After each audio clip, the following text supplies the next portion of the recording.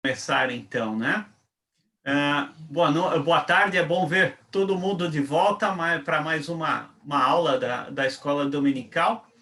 Nós vamos orar e aí eu já compartilho a tela para nós trabalharmos o tema de hoje, tá bom? Oremos então. Senhor Deus, nós te damos graças porque mais uma vez temos a oportunidade de nos juntarmos para estudar a tua palavra nessa modalidade que é mais participativa, mais aberta, com mais tempo para que nós compartilhemos aquilo que o Senhor quer nos ensinar, Pai. Nós te agradecemos por esse tema também tão interessante, que é o das disciplinas espirituais, que tanto tem nos ajudado a entender como funciona um bom relacionamento contigo e como nós podemos, então, crescer de maneira a sermos mais semelhantes com Cristo, Pai. Nós pedimos agora que o Senhor seja com cada um de nós, para que a tua palavra surta os efeitos que o Senhor planejou, Pai, que é levar-nos a conhecer mais de ti, confrontar os nossos pecados e mostrar-nos aquilo que precisamos mudar e que nós só podemos mudar com base na força do teu Santo Espírito, Pai. Ajuda-nos para que esse tempo seja de conhecimento, mas não um conhecimento acumulado, mas sim um conhecimento que se torne prático e vivo em nossas vidas. É em nome de Jesus que nós oramos. Amém. Amém. Muito bem, irmãos. Olha só, já chegaram mais também a Célia, a Marcilene e a Geralda. Boa tarde aí para todos. Eu vou compartilhar. Boa tarde, Marcelo. Boa tarde, irmãos. Boa tarde, Geralda, Célia, Marcilene. Oi, boa tarde. Joia. Vou aqui, então, compartilhar com vocês a nossa tela e, com isso, a gente começa a aula, né? Hoje nós vamos falar de um tema que o pastor Flávio vem tocando, né? Vem margeando nos cultos de oração, que é justamente solitude, né?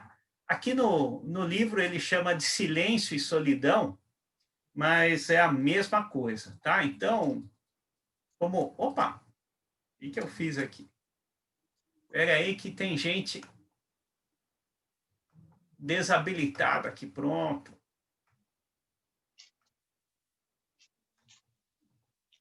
Aqui, agora vai, hein? Então, nossa ideia hoje é seguirmos no estudo de como sermos mais parecidos com o Senhor Jesus Cristo por meio da prática das disciplinas espirituais, né? Nós já vimos que o objetivo das disciplinas espirituais é conduzir o cristão verdadeiro e sincero no caminho que o levará à liberdade da vida cristã. A princípio, é uma afirmação estranha, né? Porque se disciplina é aquilo que eu sou obrigado a fazer, como é que eu posso entender que a liberdade é alcançada por meio da disciplina? E nós já vimos que aquela ideia de eu só me torno livre quando eu domino o básico, né? Quando eu entendo os limites, eu sei tudo aquilo por onde eu posso me mover, então eu sou verdadeiramente livre. Nós vimos que também, né, que depois de abrirmos nossas mentes e corações à palavra de Deus, nós somos transformados de maneira inimagináveis, né? Deus é tão bondoso que ele vai muito além daquilo que nós somos capazes de imaginar. E assim que nós percebemos os benefícios das disciplinas espirituais, nós vemos como as antigas práticas não nos interessam mais, né? Nós somos aprendendo novas maneiras de ler a palavra, de meditar, de orar, uma nova maneira de entender o que é a adoração. E à medida que nós fizemos isso, nós fomos entendendo, aquilo que eu fazia, eu não quero mais. A gente tem condições de ir mais além, isso de agora é melhor do que eu tinha, então eu deixo isso para trás. Eu quero compartilhar com vocês uma frase aqui do Jay Adams, né? Falando sobre disciplina.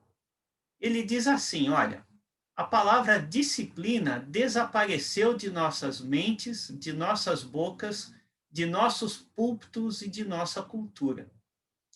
Mal sabemos o que disciplina significa na sociedade moderna. Contudo, não há outra maneira de se alcançar a piedade. A disciplina é o caminho para a piedade. Então, é alguma coisa muito interessante que a gente tem visto, né? Realmente as pessoas pouco falam em disciplina e quando falam em disciplina já querem correr dela porque entendem que é algo que não é necessário ou que é desgastante ou que não faz sentido. Mas a verdadeira disciplina é aquela que nos conduz, né, a usarmos a disciplina, é o caminho para a piedade, porque à medida que nós vamos executando, né, vamos exercitando as disciplinas, nós vamos vendo, nós vamos ganhando força, vamos ganhando corpo no nosso serviço a Deus. Né? Muito bem. Falando um pouquinho de definições, né? Se você tem mais ou menos a minha idade aí, né? Uns 53 anos, um pouquinho menos, um pouquinho mais, você já deve ter ouvido a palavra solitude pelo menos uma vez, né? Tem uma música do Lobão que ele fala, né? Que a pessoa precisa entender a diferença entre solitude e solidão. Só que na época eu não dei muita bola, porque afinal, né? Peraí, será que o Lobão está só inventando alguma coisa ou não, né? E, no entanto, desde o ano passado, né, quando eu acabei estudando disciplinas espirituais lá no CTVAP, eu aprendi. Solitude é uma palavra de verdade, né? Não é uma invenção, não é uma brincadeira, não é nada. E o significado é semelhante ao da solidão. Então, qual que é a diferença? Solidão é estar só, sem companhia. E eu posso estar de várias maneiras. Né? Eu posso ter sofrido um naufrágio, eu posso ter sido colocado numa cela solitária. Várias razões podem me levar a estar só. Mas solitude é quando eu escolho estar só. Então, solitude vai me levar à solidão, mas é por escolha, não é porque me impuseram isso. Então, seguindo um pouquinho, né? Se eu escolho estar só, é porque eu tenho um objetivo para isso, né? Eu não vou ficar sozinho à toa, né? Até porque nós somos criados como para conviver com mais pessoas. Então, se eu escolher isso, né, eu preciso entender, né, que colocando o conceito de solitude na perspectiva do nosso estudo, nós praticamos a solitude quando nos afastamos das pessoas e seus sons para ouvirmos a voz de Deus. Esse é meu objetivo. Eu me afasto das minhas tarefas, dos sons, das companhias, para estar mais disponível para aquilo que Deus planejou, para aquilo que Ele quer me comunicar. Né? Então, indo um pouquinho adiante, eu gostaria de compartilhar com vocês aqui, né, de ler com vocês alguns exemplos bíblicos de solitude. Então, nós vamos começar lá no Salmo 1, versículos 1 e 2, e confesso que eu não tinha reparado nesse ensino até há pouco, né? Mas vejam só, Salmo 1, versículos 1 e 2, o que diz: Como é feliz aquele que não segue o caminho dos ímpios, não imita a conduta dos pecadores, nem se assenta na roda dos zombadores. Ao contrário, sua satisfação está na lei do Senhor, e nessa lei medita dia e noite. Vejam só como deve ser a atitude do justo. né, do homem que teme a Deus. Ele deve amar tanto a palavra de Deus e meditar nela ininterruptamente, pela manhã, ou perdão, durante o dia, durante a noite. E o prazer dele na palavra de Deus é tão grande, mas tão grande, que ele rejeita companhias que não se agradam de Deus, né? Vejam novamente como termina, né? O que segue aquele que não segue o conselho do ímpio, né? Então ele não se preocupa em ouvir o ímpio, ele está surdo para o ímpio, não imita a conduta dos pecadores, né? Ou seja, ele não prestou atenção, não deu bola para essa conduta, mas a terceira é onde eu quero chegar. Nem se assenta na roda dos zombadores. Se as pessoas que estão por aí, né, são zombadoras, e zombadoras são aquelas pessoas que se recusam a temer Deus, eu dou as costas, eu prefiro estar só. Eu escolho estar só, porque aí eu posso usar meu tempo e meus recursos para adorar Deus, para meditar na palavra dele. A outra passagem está em Salmo 63, versículos de 1 a 6. Vejam só que interessante esse trecho, né? Ó Deus, tu és o meu Deus, e eu te busco intensamente. A minha alma tem sede de ti. Todo o meu ser anseia por ti, numa terra seca, exausta e sem água. Quero contemplar-te no santuário e avistar o teu poder e a tua glória. O teu amor é melhor do que a vida, por isso os meus lábios te exaltarão. Enquanto eu viver, te bendirei, e em teu nome levantarei as minhas mãos. A minha alma ficará satisfeita, como quem tem rico banquete. Com lábios jubilosos a minha boca te louvará. Quando me deito, lembro-me de ti, penso em ti durante as vigílias da noite. O prazer do salmista é tão grande, né? E no caso é um salmo de Davi. O deleite dele é tão grande em Deus que o que ele faz, a hora que ele deita para dormir, né? Ele aproveita aquele silêncio todo que se forma ao redor dele para meditar meditar na palavra de Deus, para lembrar de Deus e suas promessas. E ele vai lembrando cada uma dessas coisas que ele disse, né? Sobre a necessidade de buscar o bem e ter essa ansiedade por Deus, né? Ele fala que ele se sente numa terra seca, exausta e sem água, porque sem Deus é assim que ele se sente. E o Salmo 119, versículos 57 a 64, aliás, o Salmo 119 tem várias passagens sobre esse tempo de meditação na palavra, né? Vejam só como está aqui.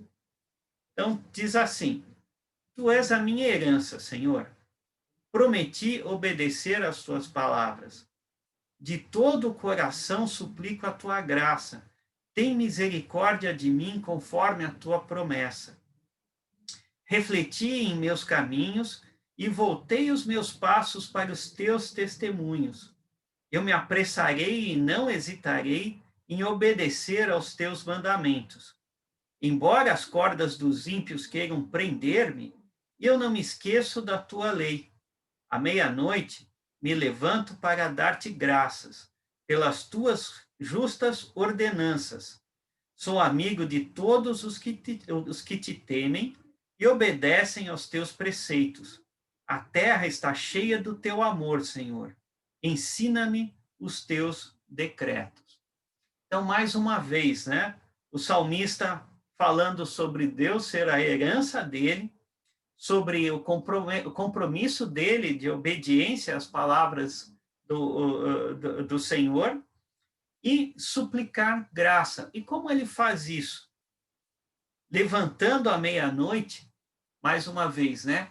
o silêncio do meio da noite, ele para dar graças, para pensar em Deus, para render o pensamento a Deus, e assim aproveitar de uma maneira diferente para se aproximar, desenvolver aí a proximidade de Deus. No Novo Testamento, nós temos também várias passagens sobre isso. Essas 3 primeiras falam sobre Jesus, né? As opções que Jesus fez por afastar-se, mas também como ele orientou seus discípulos também para se afastarem. Então, Mateus capítulo 14, 23, diz assim, né? Logo depois, né, de ter andado sobre as águas,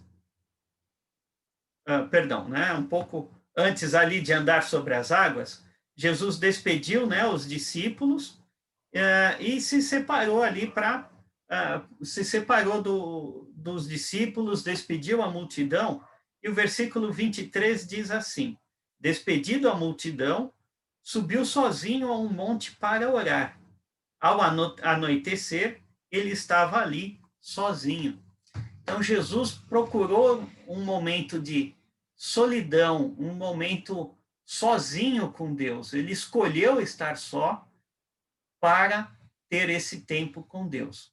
Diz o texto que ele se recolheu para orar. Né? Em Marcos 1, 35, nós temos um outro trecho falando sobre isso também. Marcos 1, 35 diz assim: de madrugada, quando ainda estava escuro, Jesus levantou-se, saiu de casa e foi para um lugar deserto, onde ficou orando. Então, Jesus também, né, logo cedo, já separou o tempo dele para ter o momento de meditação, de oração, de reflexão na palavra de Deus, se preparando para as atividades do dia. E, finalmente, Lucas 4, 42, que fala o seguinte. 4, 42. Mais uma vez fala sobre a parte da manhã. Ao romper do dia, Jesus foi para um lugar solitário.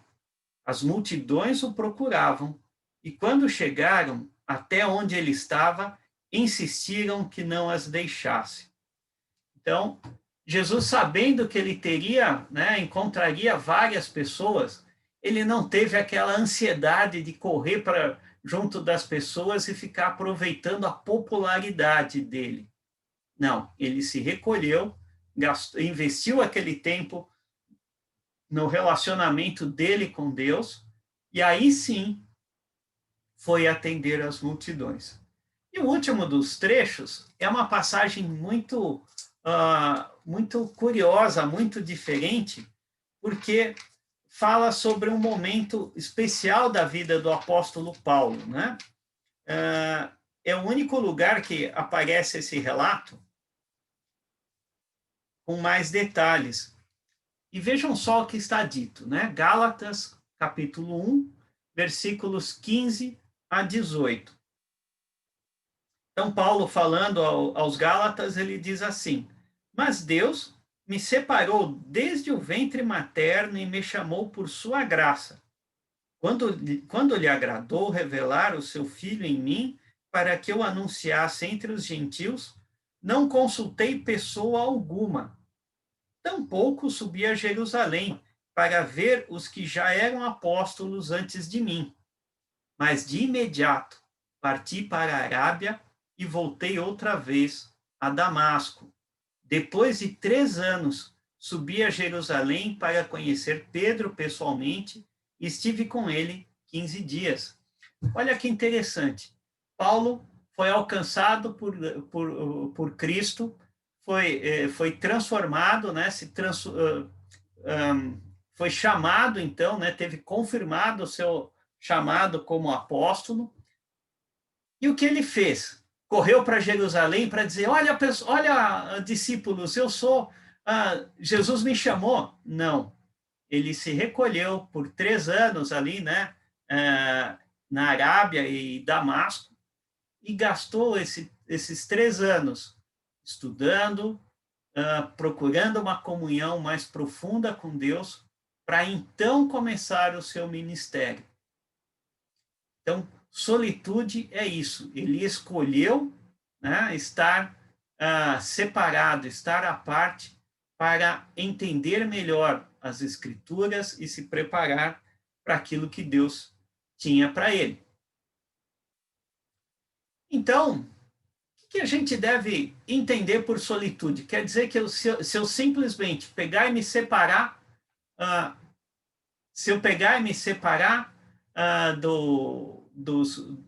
das pessoas e ficar em silêncio, né? Virar um ermitão, isso é solitude?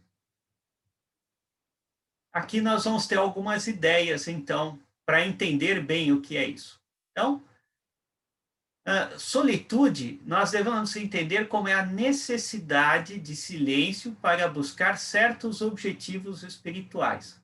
Então, não é simplesmente ficar em silêncio, fazer um voto de silêncio, não falar com ninguém, não ouvir ninguém.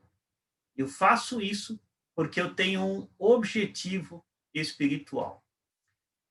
E esse objetivo tanto pode ser para falar com Deus, né, com orações, com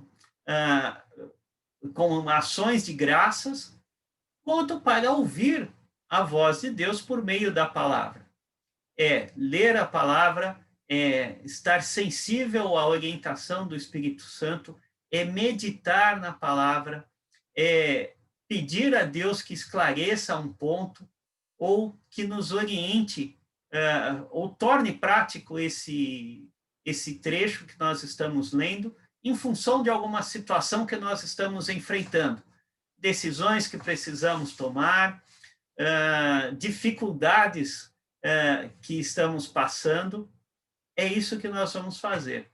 Outra coisa, solitude não é uma quantidade de tempo que eu passo, né? Então, não é uma questão de eu preciso de pelo menos 4 horas, 12 horas, um dia, uma semana. Não, é a profundidade e o propósito, né? Qual é o que eu fiz nesse momento? Que propósito eu tive? Com que profundidade eu me entreguei a esse tempo de isolamento, né, de silêncio? Eu realmente peguei isso e coloquei, ofertei isso para Deus, né, dizendo que eu queria algo especial, ou eu simplesmente falei, tá bom, então vou me afastar 10 minutos e fico só prestando atenção em quando o relógio vai tocar para eu sair, né? Então, não é isso, é profundidade e propósito. E outro aspecto bem importante para a gente lembrar, né? O objetivo da solitude não é simplesmente ficar quieto, mas é a intensificação de outras disciplinas, tais como oração, meditação, adoração. Tudo isso a gente pode fazer de uma maneira mais especial quando não tem nada dividindo a nossa atenção.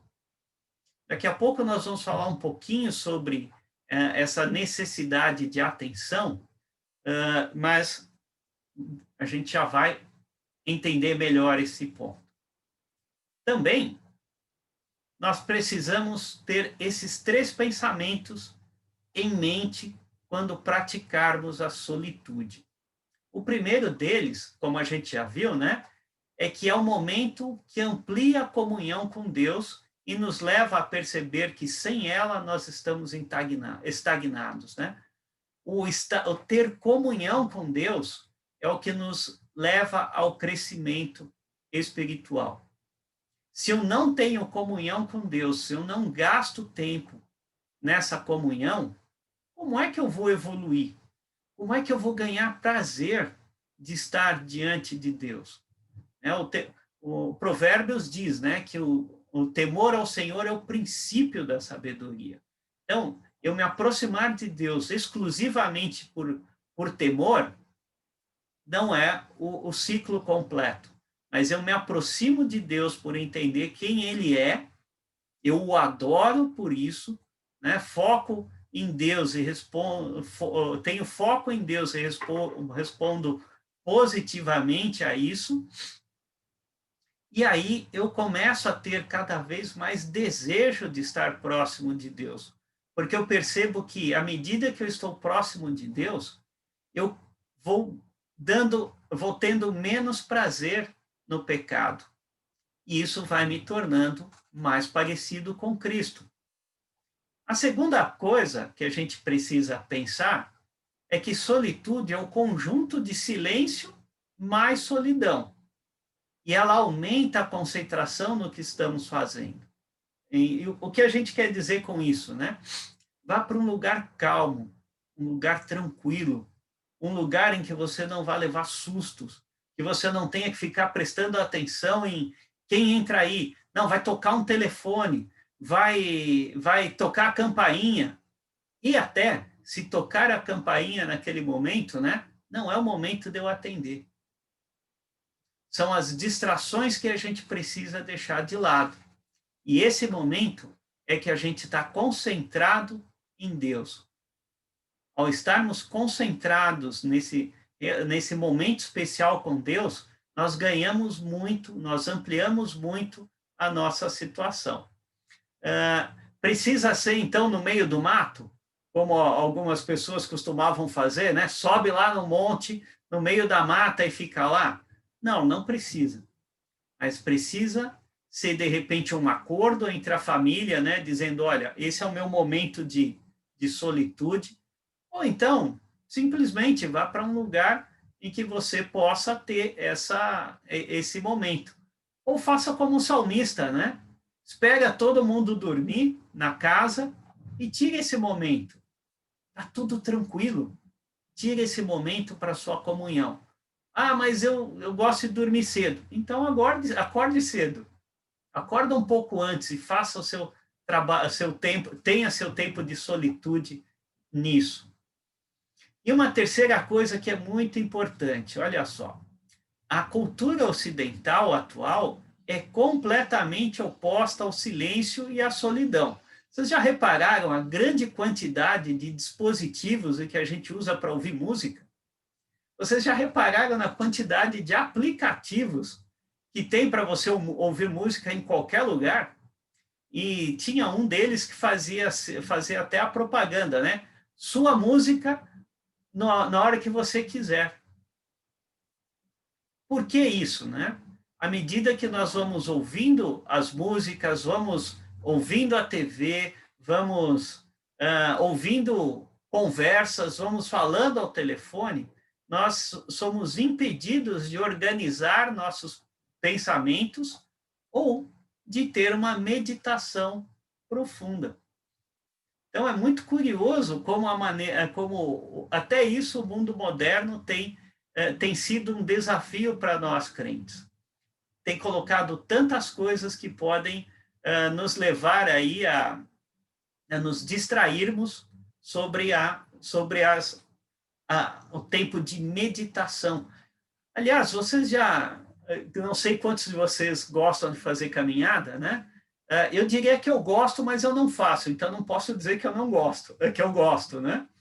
Mas uma das grandes vantagens da caminhada é que o que você vai fazer, né? Você está andando ali, é a sua chance de olhar as coisas que estão ao seu redor e, naturalmente, organizar seus pensamentos. Até isso pode ser o seu momento de solitude, né? Além de ganhar um tempo especial com Deus, você ainda ganha um benefício físico, né? Kerden, não vale usar isso contra mim depois, hein? E muito bem. Então, agora, vamos falar um pouquinho sobre quais são as razões para a gente praticar a solitude. Então, a primeira delas é justamente essa: seguir o exemplo de Jesus.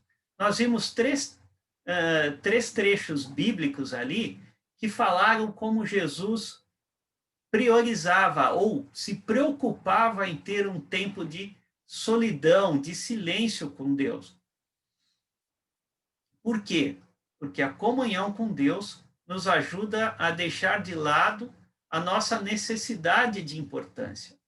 Então, em geral, a gente gosta de estar perto das pessoas porque se nós não estivermos, vão acabar percebendo que a gente não faz falta, né? Então, já que nós estamos ali, a gente até se voluntaria a fazer muita coisa, pega muita coisa para fazer porque nós nos tornamos importantes. Não. Nosso foco tem que ser em Deus e a nossa importância tem que ser em executar a tarefa, as tarefas, as disciplinas, melhor dizendo, que Deus deixou para nós. Uma segunda razão é para ouvir melhor a voz de Deus, né? A gente tem falado disso, né? Que a oração não é uma conversa com Deus, mas a gente e também Deus não tem uma voz audível conosco, mas muitas vezes ele, por meio do Espírito Santo, ele nos responde às orações, ele está próximo de nós. E se nós estamos prestando atenção em vozes humanas ou barulhos que nos distraem, pouco nós focamos na palavra de Deus.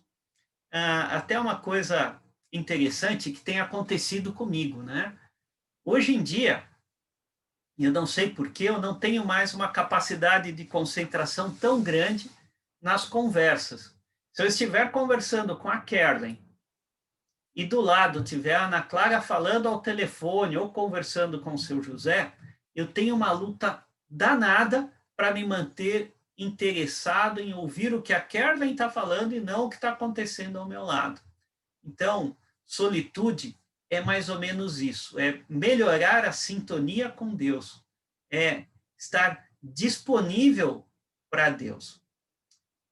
A terceira razão é uma que eu gostei muito, vocês sabem, quer dizer, muitos de vocês sabem o quanto eu gosto do texto de Abacuque, né? E vejam só, é um momento para expressar adoração a Deus, né? Abacuque 2:20, deixa eu achar aqui. Eu era melhor para achar Abacuque, mas espera aí. É aquele trecho que fala, né? Depois de Abacuque ouvir, né, a segunda resposta de Deus a ele, é aquele momento em que Abacuque, então, reconhece como ele deve agir, né? Abacuque 2:20, então, diz assim: o Senhor, porém, está em seu santo templo. Diante dele fica em silêncio toda a terra. É aquele momento, então, de que Abacuque foi confrontado com o que aconteceria com os ídolos dos caldeus, né? Aqueles ídolos que moviam os caldeus para fazerem tantas coisas terríveis, seriam destruídos por Deus. E seria comprovado que eles não são nada.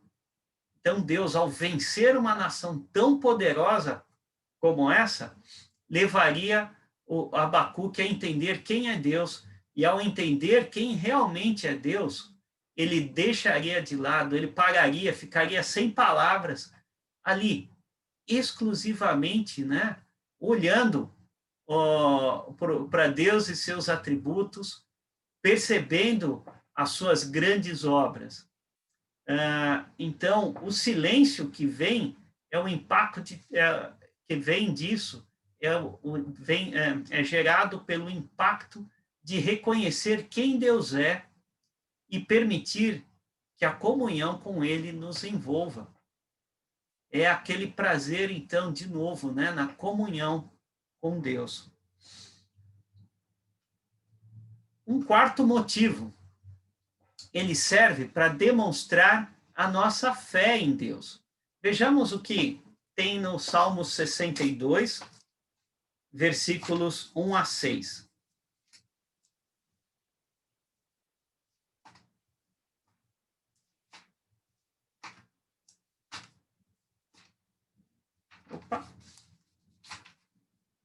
Salmo 62, versículos de 1 a 6.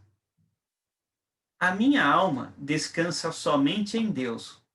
Dele vem a minha salvação. Somente Ele é a rocha que me salva. Ele é a minha torre segura. Jamais serei abalado. Até quando todos vocês atacarão um homem que está como um muro inclinado, como uma cerca prestes a cair? Todo o propósito deles é derrubá-lo de sua posição elevada. Eles se deliciam com mentiras. Com a boca abençoam, mas no íntimo amaldiçoam. Descanse somente em Deus, ó minha alma. Dele vem a minha esperança. Somente Ele é a rocha que me salva. Ele é a minha torre alta. Não serei abalado. Então, como é, né? Eu demonstrar a fé em Deus. Eu tanto creio em Deus que nos momentos difíceis, né, que eu sou atacado, que minha situação é como de um muro inclinado, e as pessoas querem me derrubar esse muro, eu não tenho problema em me refugiar em Deus, porque é lá que eu tenho a minha proteção, é de lá que vem a minha esperança. Então, quando eu pratico a solitude, eu demonstro fé em Deus. Eu corro para o meu abrigo seguro, né? Aquele que eu habito no esconderijo do Altíssimo, a minha torre forte. E que leva também ao ponto 5, buscar a salvação que vem do Senhor. Isso é legal porque tanto serve para aquele que não é crente ainda, né? Ele pode se refugiar, né? Ele pode tirar um tempo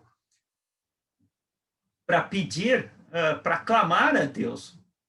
E Deus pode responder-lhe. Mas também para nós crentes, nós acabamos de ler no Salmo 62, né? Deus é o nosso refúgio, é a nossa esperança. Então, nos momentos difíceis, pratique a solitude. Vá em busca do seu tempo de comunhão com Deus. Deixe Deus falar ao seu coração, por meio da palavra, por meio da meditação que você faz, por meio das orações que naturalmente surgem disso, por meio da contemplação dos atributos de Deus que você acabou de examinar, ou até mesmo do confronto que Deus fez com você naquele momento. Tire tempo, né? Ouça o que o Espírito perceba o que o Espírito está querendo te ensinar. E aí você vai chegar a esse livramento. O ponto 6 fala de buscar restauração física e espiritual, e isso é muito legal. Nós vimos isso acontecer com Jesus, com os discípulos, né? Em determinados momentos de dificuldade ou de um esforço prolongado, Jesus mesmo se retirou ou convidou os discípulos a se retirarem para terem um tempo de refrigério, de descanso, de ouvir as palavras que Deus tinha passado para eles, né? Mas não é só um esforço prolongado, não. É uma situação desgastante. É aquela situação, não sei, você foi assaltado ou passou por uma situação de um desastre de automóvel, teve que, no meio daquela situação desesperadora, ajudar outros, ou justamente ficou preocupado consigo próprio. Essas são os momentos de desgaste, né? Então, separe esse tempo, se coloca diante de Deus em silêncio, em solidão, diz o que está acontecendo, pede para Deus te ajudar. Lembra o outro salmo, né, o 63, que nós lemos? Davi diz, né, que ele se sente num deserto. Pois é, o deserto era causado por essas situações terríveis. Davi, um homem de guerras, dá para a gente imaginar o quanto ele sofreu, ou o quanto ele tinha de pressão em cima dele, né? sobre a preocupação com os soldados ou o que estava acontecendo, ele, ainda assim, ele separava tempo e buscava a Deus para ter o refrigério. Também serve para recuperar a perspectiva espiritual, né? Muitas vezes a gente acaba passando por situações e esquece que essas situações têm um fundo espiritual, um fundo de aprendizado. Romanos 8, 28, 29 diz que todas as coisas cooperam para o bem daqueles que amam a Deus, aqueles que foram chamados para serem imagem e semelhança de Cristo. Então, nós precisamos lembrar isso, né? É na hora de solidão, de silêncio, de solitude, que a gente recupera isso. A gente olha de uma maneira diferente para as circunstâncias ou situações e permitimos que a palavra nos oriente livremente. Mais uma vez, é um momento de tristeza, um momento de algo terrível que aconteceu, não sei, é um parente que morreu, né, muitas vezes, e naquela tristeza pela separação. Bom, se for um parente crente, a gente se consola um pouco mais, mas ainda assim dói aquele momento de separação. Mas é a hora de olhar para a situação com a perspectiva de Deus e a gente se recuperar nisso, nós sermos consolados para enfrentarmos essa dificuldade e seguirmos adiante. E as duas últimas coisas, né? Aqui é o tempo ideal para buscar a vontade de Deus. Eu estou em silêncio, eu estou isolado, eu falo para Deus, eu digo para Deus o que eu estou precisando. Aliás, né, a rigor, buscar a vontade de Deus não é buscar saber a vontade de Deus. O pastor Flávio sempre nos dá aquelas duas dicas importantes. Quer saber qual é a vontade de Deus para você agora?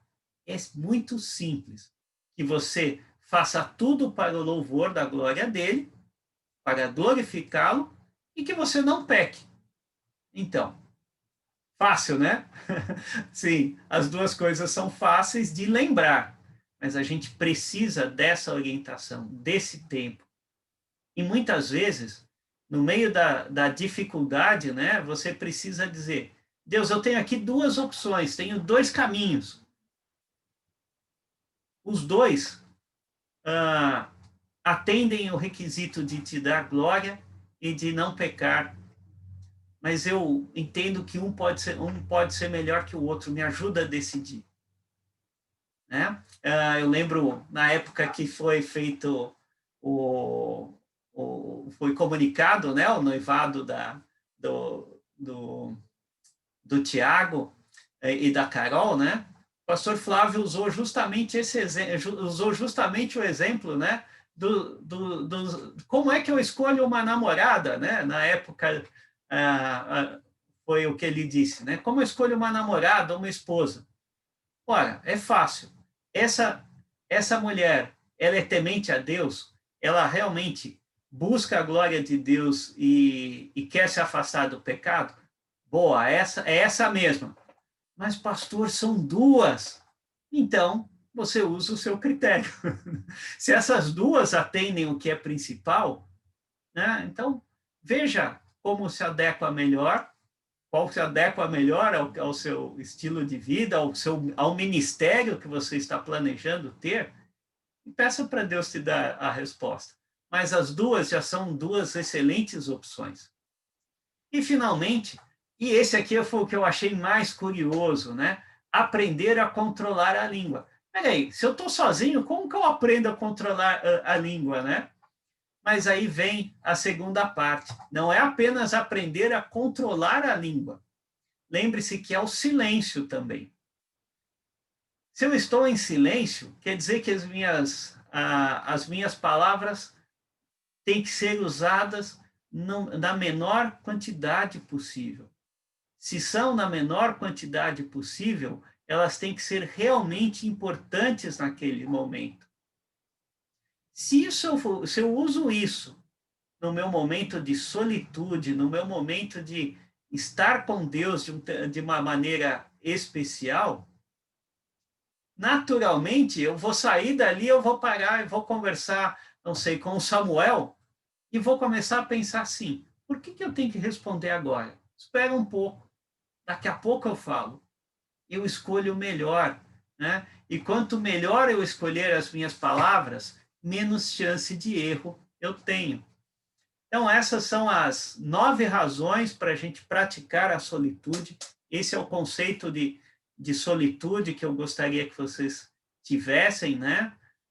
Então, é um tempo que a gente se separa das pessoas, se separa dos barulhos, escolhe o silêncio, inclusive de palavras nossas, né? Nós não saímos falando, nós escolhemos esse silêncio e fazemos isso com o propósito de aprimorar as nossas disciplinas espirituais. Separamos um tempo especial para admirar admirar Deus nos seus atributos, fazermos escolhas que o agradem. Tá? Eu tenho alguns minutinhos ainda.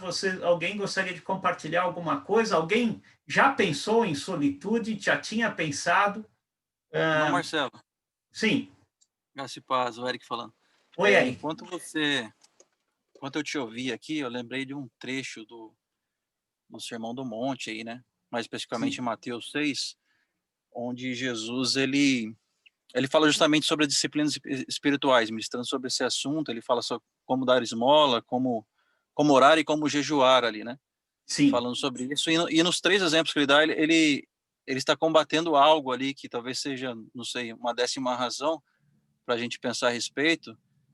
Quando a gente fala com relação à esmola, ele pede para você esconder a tua mão direita da esquerda e você fazer isso em secreto. Quando ele fala em jejuar, fala para jogar uma água no rosto ali, né? Para não parecer tão abatido para as pessoas. E se tratando de oração, ele pede para você fazer isso em secreto. E todas as vezes que ele pediu para fazer isso ali no Sermão do Monte, ele pediu para que a gente fizesse isso para combater um fermento presente no dias de Jesus Cristo e dos seus apóstolos, né? A saber, o fermento dos fariseus, que é a hipocrisia, né? Sim. Então, isso ajuda a combater a hipocrisia. E me lembra também da ilustração ali do fariseu e da oração do fariseu e do republicano, né? Diante dos homens, quando ele orava e apontava: eu não sou como esse. Eu oro dessa maneira, né? E ele se exaltava no meio dos homens, e Jesus pergunta: quem desceu justificado para sua casa? A oração daquele que se humilhou. Então, eu lembro desse trecho no combate à hipocrisia. Não sei o que o irmão pensa a respeito também desse ponto. Não, sem dúvida. É importante, né? Porque é o que você disse. Quando eu faço tudo isso em silêncio e solidão, ninguém está vendo o que eu estou fazendo, né? Se o salmista passasse a noite inteira acordado, meditando, buscando Deus, orando, contemplando as maravilhas de Deus e até relembrando as bênçãos que Deus deu para ele naquele dia, quem ia saber no dia seguinte, né? Só se ele chegasse lá e dissesse assim: olha, passei a noite inteira hoje orando, meditando em Deus, que alegria. Não, ele podia dizer: nossa, que alegria, né? Que tempo, como é gostoso, perdão, como é gostoso quando a gente tira tempo para estar para de uma maneira diferente estar diante de Deus, né? Então, muito bem lembrado, Eric, e muito bem lembrado também que esse trecho, né, de Mateus 6 é o que o pastor Flávio tem usado para gente, a gente meditar aí, né, nas quartas-feiras, né? Muito bem. Mais alguém gostaria de compartilhar alguma coisa? Eric, ia dizer mais alguma coisa? Não, é só ia dizer isso mesmo, que a solitude aí entra nessa parte do combate aí, no questão da oração, né? O combate a questão da hipocrisia, né? E aí o temor do Senhor também, que entrou, o irmão já falou, né? que existe um ciclo aí que precisa ser fechado, o temor do Senhor, o fato de você estar diante do Senhor, saber quem Ele é, você é, e aí você se humilha em secreto. Acho que isso faz parte da vida de adoração, né? E aí isso ajuda também a combater esse problema aí que nós temos aí recorrente, né? Com relação à autoexaltação. Era só isso. Joia, legal. Muito obrigado, Eric. Bom, pessoal, são 5:06, né? 6 horas tem o culto infantil, então eu vou passar aqui para a nossa conclusão. Então, conclusão, né? Nós conceituamos solitude e por que necessitamos dela. Nós também vimos que solidão e silêncio permitem que nós organizemos nossos pensamentos e os dirijamos a Deus, dando liberdade para que o Espírito Santo conduza a ação da palavra em nós. E, de novo, né? Se eu estou em silêncio, eu estou pedindo, estou esperando a ação de Deus, o resultado é praticamente direto, né? Mas também é uma coisa muito boa essa, vejam só. O tempo de solitude, ele é necessário para treinarmos nossos cérebros, para deixar o Espírito Santo guiar a nossa meditação na palavra ou contemplação das obras de Deus que nos cercam, quer sejam da natureza ou dele em nossas vidas, como salvação, livramento, ensinos. É um tempo em que a gente precisa, muitas vezes, quando a gente para, né, para dizer, então agora vamos meditar na palavra. Eu li ou vou orar. É incrível a quantidade de pensamentos que começam a cruzar nossas mentes. Então, é bem isso. Solitude é a hora que nós tomamos para estar quietos diante de Deus, para que nossas mentes sejam treinadas para que aquele momento nós queiramos a ação do Espírito. Nós queremos entender a palavra de Deus na profundidade dela. Aliás, uma outra dica bem interessante, na hora que nós lermos a palavra de Deus, nós temos que dizer justamente isso, né? Deus, é a tua palavra, não é qualquer palavra, é a tua palavra que vem sendo válida aí por milhares de anos e chegou até mim hoje. O que o Senhor quer me ensinar com ela? E, finalmente,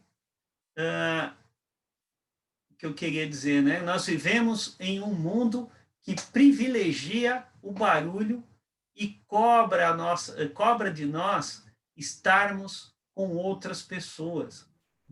Então, quando nós quisermos viver a solitude, nós temos que saber que é um desafio, é uma luta espiritual.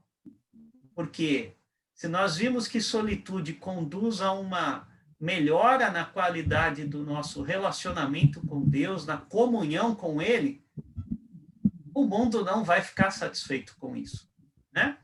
E, finalmente, semana que vem, nós veremos sugestões para a prática da solitude, né? Porque pode ter ficado assim, uma coisa muito teórica, né? Mas muito bem, então, mas como que eu faço? Então, semana que vem, nós vamos falar sobre isso. Anísio, quer falar alguma coisa? Quero. Vamos lá. Rapidinho.